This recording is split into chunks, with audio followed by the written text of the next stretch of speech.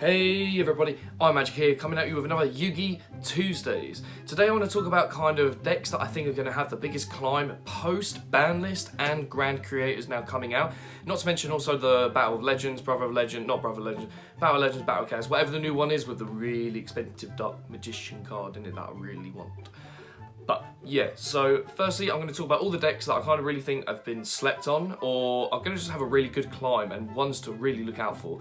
But yeah, it's not a top 5, I'm not ranking this, is just in any order. But yeah guys, like down below, comment down below, subscribe, share the video, and just yeah, hope you enjoy the video. Let's get right into it.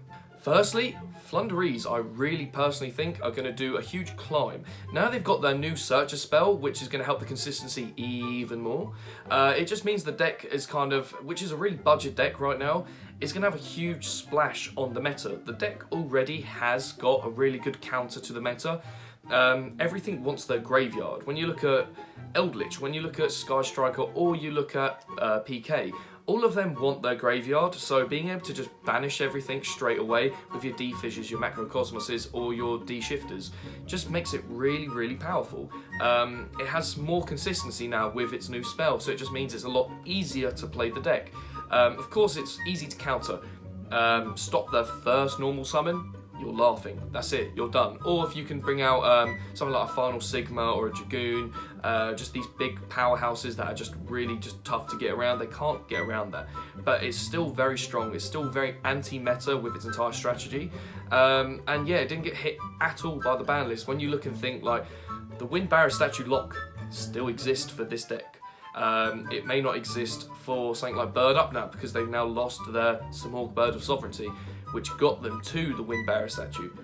This deck can just hard normal summon it after doing all of their plays, which is amazing.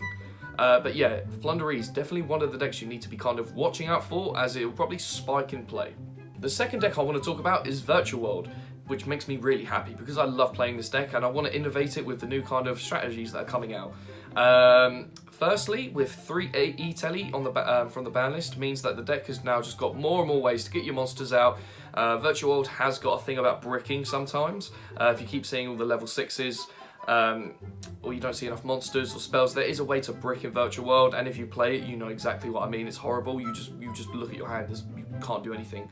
But with 3 E-Telly means that you have more ways to summon out monsters, which helps you get your combos going, which is really handy. Through 3 Skill Drain as well, we can play more than happily around Skill Drain. Everything's in the hand or the graveyard. We have traps that can just pop cards on the field. We have spells that can negate cards on the field as well. And not to mention we can bring out like Towers monsters when you look at something like a Final Sigma. Final Sigma and then drop a Skill Drain is really, really hard for your opponent. They aren't outing that. But the main things as well to look out for with new stuff is either the Adventure, or Brave, I'm going to call it Brave. The Brave engine in there, it can easily facilitate it, and it's a free Omni Negate as well. So that's interesting to see if what's going to pop off more. But the one I want to look at is going to be Punk Virtual World. Being able to put in the small punk archetype, which is Psychics, which worked really well because you already play 3 E-Telly, and then being able to quick synchro on your opponent's turn into a card that just wipes their field. Combo that with a card like Shen Shen, which again hurts the meta because it makes you banish.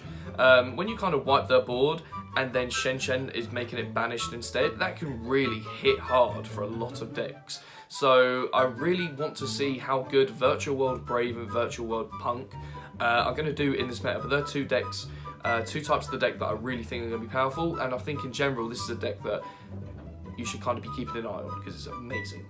The third deck on this list I couldn't not mention, Salaman Grey. Circles at 2. But yeah, Salaman Grey, broken ass deck. It's a fan favorite deck. A lot of people like playing it, so you're going to see just an increase of people playing it just as testing. You're going to see a lot of people just trial and error, but you will find these really broken players, these amazing pilots who are able to really abuse the strategy. Salaman Grey is a very strong back row focused deck which doesn't care about Skill Drain or Raigeki going to 3, and I know a lot of people going, what are you talking about with Skill Drain? Yes, it can be a really difficult card to get around. However, the traps just care as long as you have links on the board, not if you have effects of monsters. So you can out a Skill Drain.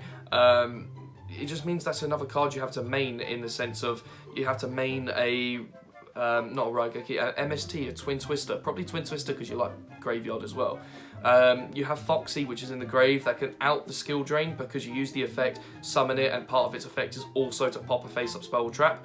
So then you can get rid of it like that. There are many outs for it in Salaman Grey, and of course with Raigeki at 3, that's just, okay, Balinks, I'll protect everything, or I'll Raw negate, but yeah, probably the Balinks. But yeah, Salaman Grey, definitely a powerful deck. You can still use the DPE engine in it, although Fusion Destiny is at 2, which does kind of hurt the deck.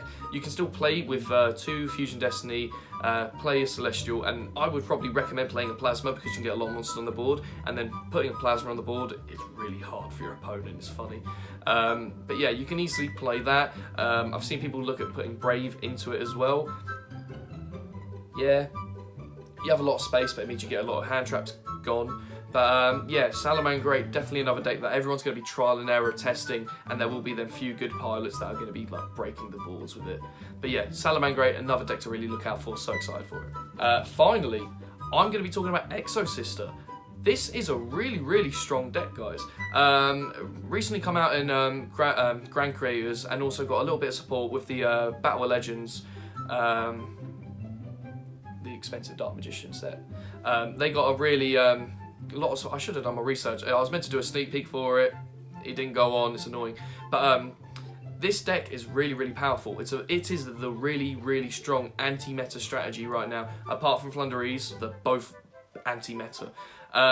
It basically gets all its effects going off if the graveyard is messed with in any way, shape or form. And in this format, it's going to happen. Having really cool interactive ways with the XE summoning, so they can kind of have a 1xe's material, have their sisters, which are like the duos of each other because their names are featured in each other's names, so it means they get effects with each other.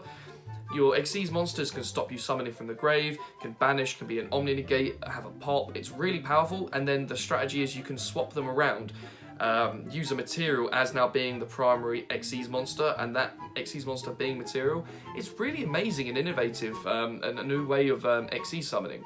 The deck is really powerful. It can really pop off with the right pilot, and I've seen firsthand how strong it can be with the right pilot. It is an amazing, amazing deck, and I really think a lot of people should be kind of planning to deal with this deck more. As it's new, it means all of its absurd, broken cards are fully there. You know, nothing's been hit with a ban list yet, and it won't be for a while, so it's going to be the most abused deck right now as a new deck if it's going to start making progression and doing very powerful things. Really, really strong deck, guys. I really would recommend doing a lot of research into this. It is amazing. Anyway, guys, so that's going to be the video. I will give a little shout out before we end of another deck. ABC has been doing some bits with the Brave engine. Personally, putting 9 cards into it to put an Omni Negate in, I'm trying to think what 9 cards are you taking out that aren't already probably going to be 1 or 2 Omni Negates. If you're taking out stuff that gets you to the Cyber Dragon Infinity or gets you to the Dragoon as well, what was the point? I'd rather have 2 than 1. But yeah, I need to do my research more into this deck just because it's been popping off. I think it's because it's powerful pilots, fan favourite deck, new engine, clump. But yeah, I thought I'd give that a shout out. I'm not going to do a bit about it yet to see kind of how it does. Is it a one-off thing? But yeah, hope you guys enjoyed. Like, subscribe, comment down below what you want to see next. And yeah, peace.